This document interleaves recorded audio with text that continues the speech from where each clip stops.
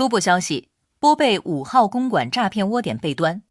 警方突击抓获200余人。5月20日上午，波贝市国家警察联合班迭缅几省联合部队展开专项执法行动，在班迭缅几省波贝市坎达尔分区坎达尔村5号公馆成功捣毁一个涉嫌从事网络诈骗活动的犯罪团伙，现场共抓获200余名涉案人员。行动期间，执法人员对目标建筑展开全面突击检查，并成功控制现场多名涉案外国人员。警方在现场查获大量用于实施网络诈骗的电脑、手机及相关作案设备与资料。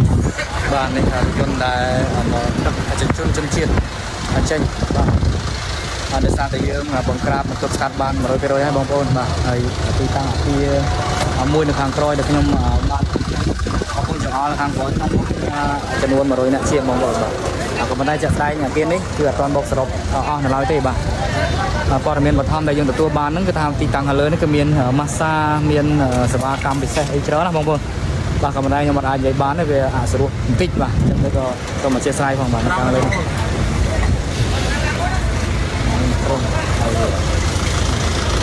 Mari kita mari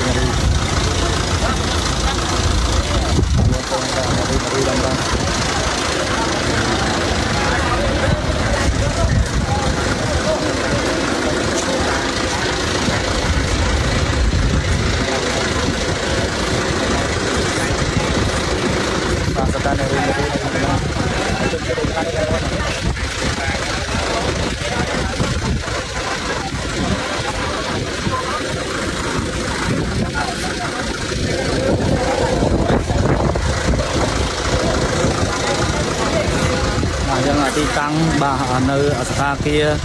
ប្រណិតឈីងសឺបាទ